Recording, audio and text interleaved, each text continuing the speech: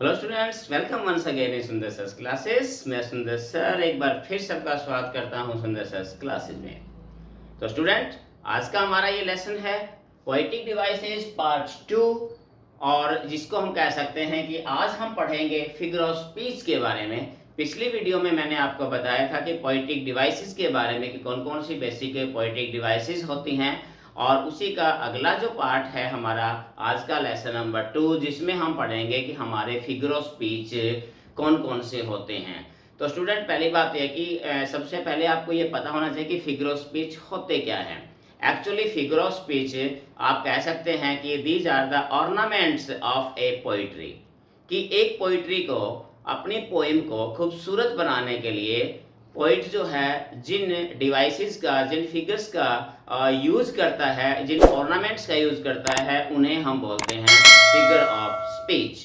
बहुत ही अट्रैक्टिव होते हैं इनके यूज से। जो पोइट हो, जो पोएम होती है हमारी, वो और भी ज़्यादा इम्प्रेसिव और इंटरेस्टिंग भी और इम्प्रेसिव और काफ़ी ज़्यादा ब्यूटीफुल पोएम जो है वो बन जाती है।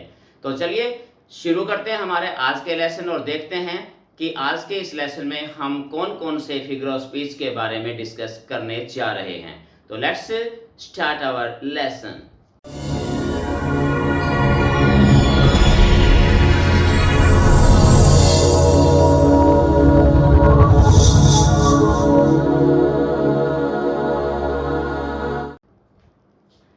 सबसे पहले अगर हम बात करें, पहला हमारा, तो वो हमारा होता है ये सिमिली।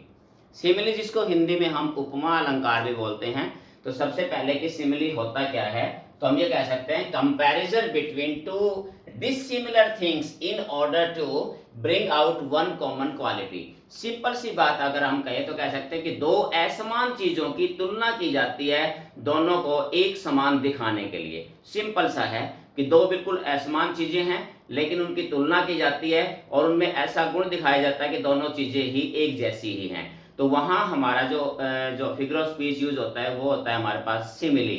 और इसकी सबसे बड़ी पहचान क्या कह सकते हैं, देखिए कि इसकी जो सबसे बड़ी पहचान होती है वो होती है लाइक और एज। ध्यान रखना है कि कंपैरिजन जो होता है वो लाइक और एज से ही किया जाता है। इसके एग्जांपल देखिए, आपको बहुत ही आसानी से समझ में आ जाएगा। Just like my mother's face looks like a corpse. अब यहां आ गया लाइक से corpse. He is as brave as a lion. He is as innocent as a lamb. तो यहां हमारे पास as, like की तरह, या हम कह सकते हैं she is as beautiful as a moon। तो यहां हमने कंपैरिजन किया, दो डिसिमिलर थिंग्स को हमने एक बना दिया है। दोनों के जो है हमने कंपैरिजन करने के लिए दोनों की सेम क्वालिटी को हमने कन्वे किया है। तो इस प्रकार से हम कह सकते हैं कि जब लाइक और एज के साथ जब कंपैरिजन होता है तो वहां हम कह सकते हैं कि जो यूज होता है फिगर ऑफ स्पीच उसे हम बोलते हैं सिमिली। चलिए हम देखते हैं नेक्स्ट स्टूडेंट्स, हमारे पास है मेटाफर। एक्चुअली मेटाफर क्या होता है? मेटाफर एक हिडन सिमिली ही होती है, एक हिडन या फिर हम कह सकते हैं इनडायरेक्ट सिमिली होती है। आप देख भी सकते हैं, it is an indirect simile.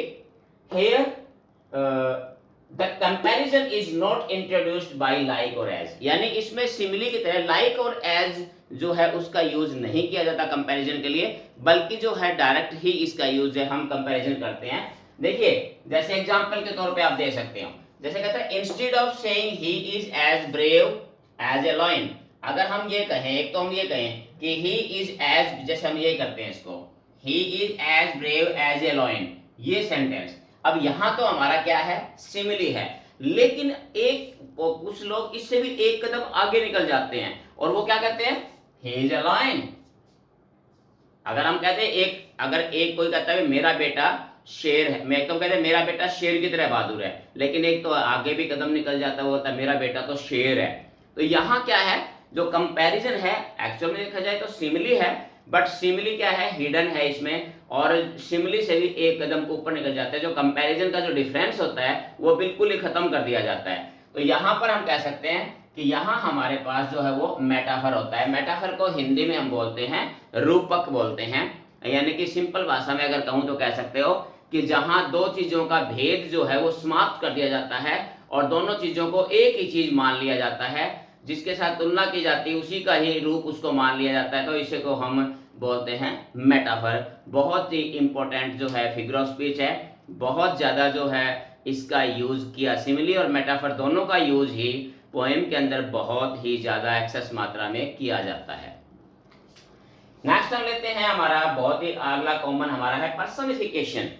Personification नाम से ही स्पष्ट है, पर्सनिफिकेशन होता क्या है, we describe intelligence and personality टू इन लाइफलेस ऑब्जेक्ट या थिंग। सिंपल सी बात है कि किसी निर्जीव चीज के अंदर सजीव चीज के बुद्धिमत्ता या उसके गुणों को दर्शाना, उसे एक सजीव की तरह प्रस्तुत करना कहलाता है हमारा पर्सोनिफिकेशन।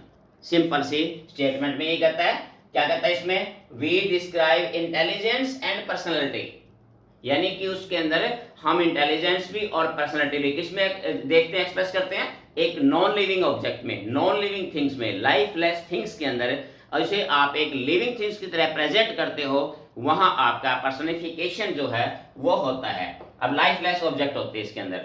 अब इसके जैसे एग्जांपल देख सकते हो, जैसे death lays its icy hands on kings, यानी कि यहां पर क्या है कि डेथ को जो है, जो कि एक इमेजिनेशन है, जो कि एक लाइफलेस है, उसको यहाँ एक प्रेजेंट कर दिया एक लाइफ में से लिविंग थिंग्स की तरह, कि जैसे मौत अपने पंजे जो है वो कहता है कि राजाओं पर भी अपने पंजे चलाती है, अर्थात वो राजाओं को भी नहीं छोड़ती, या हम कहते हैं the death is slowly slowly moving towards him, कि धीरे धीरे मृत्यु उसकी तरफ बढ़ रही है।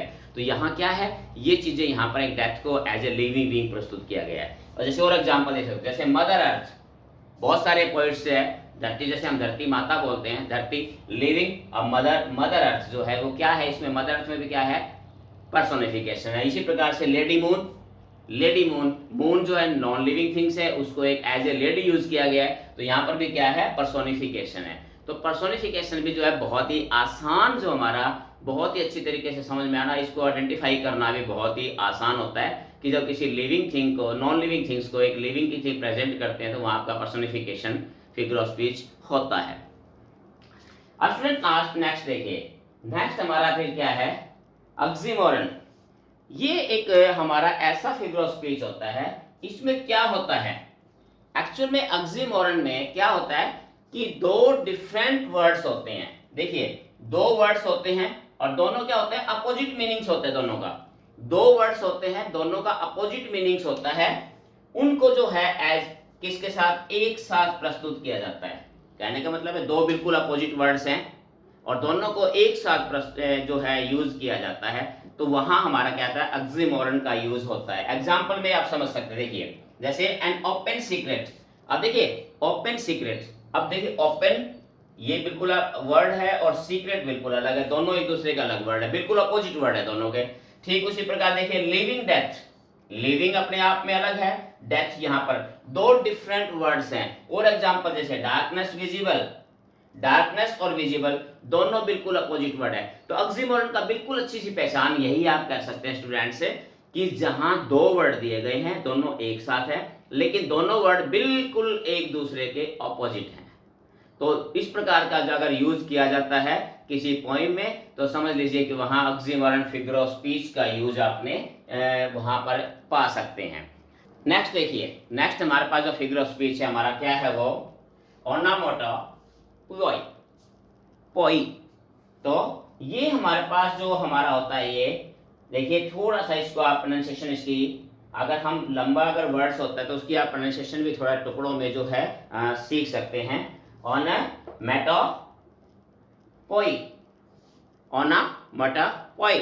तो यहाँ ये क्या होता है, एक्चुअली ये फिगर ऑफ स्पीच क्या होता है, ये हमारा एक ऐसा फिगर ऑफ स्पीच होता है, इसका मतलब क्या होता है कि देखिए sound of the words gives sense. जहां क्या होता है कि जहां वर्ड्स यूज किए जाते हैं किसी पर्टिकुलर साउंड को एक्सप्रेस करने के लिए, और वो साउंड हमारे पास, वो जो वर्ड होते हैं वो हमारे पास एक पर्टिकुलर किसी बर्ड की या एनिमल की साउंड को एक्सप्रेस करते हैं, तो वहां हम इस फिगर ऑफ स्पीच का यूज करते हैं।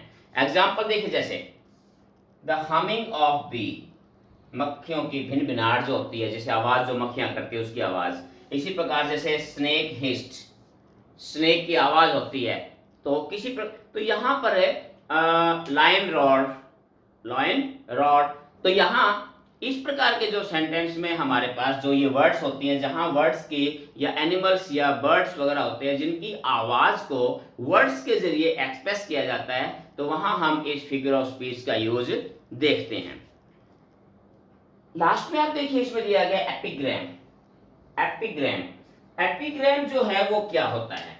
एक्चुअल में एपिग्राम एक जो शॉर्ट विटी या शार्प और पॉइंटेड सेइंग होती है, यानी एक कोई ऐसी बात होती है जो बहुत ही तीखी होती है, बहुत ही बुद्धिमत्ता पूर्वक, बहुत ही तीखी कह सकते हो आप, या फिर क्या कह सकते हैं, containing paradoxical idea. Paradoxical idea, ये थोड़ा सा ध्यान रखना इसमें कि हमारे पास जो एपिग्राम होता है उसमें क्या होता है कि कोई भी ऐसी बहुत तीखी बात, विटी, शार्पनेस और वो कंटेनिंग जो एक आइडिया, कोई ऐसी विचार जो कि क्या करता हो, जो पैराडॉक्सिकल आइडिया जिसके अंदर एक्सप्रेस होता हो, तो वहां हम कह सकते हैं एपिग्राम का यूज किया गया है। अब एपिग्राम का एग्जांपल जैसे कह सकते हैं, देखिए the child is the father of man. अब देखिए बड़ी पैराडॉक्सिकल स्टेटमेंट है ये, यानी बिल्कुल ही अगर आप देखोगे इसको तो ये क्या है कि एक बहुत ही विटी, बहुत ही बुद्धिमत्ता पूर्वक जो है ये बात कही गई है, लेकिन शुरू के अंदर अगर देखें तो बड़ा ही एक पैराडॉक्सिकल स्टेटमेंट लगती है, ये बिल्कुल एक अजीब सी स्टेटमेंट लगती है। लेकिन अगर रियल में इसका मीनिंग देखा जाए तो ये बहुत ही एक विटी सेइंग है, बहुत ही बुद्धिमत्ता पूर्वक, बहुत ही एक गुड जो है वो पहेली कह सकते हो, गुड विचार है ये। तो इस प्रकार की जो स्टेटमेंट होती है हमारे पास, तो उस प्रकार के स्टेटमेंट तो समझ लीजिए कि वहां हमने एपिग्राम का यूज किया है।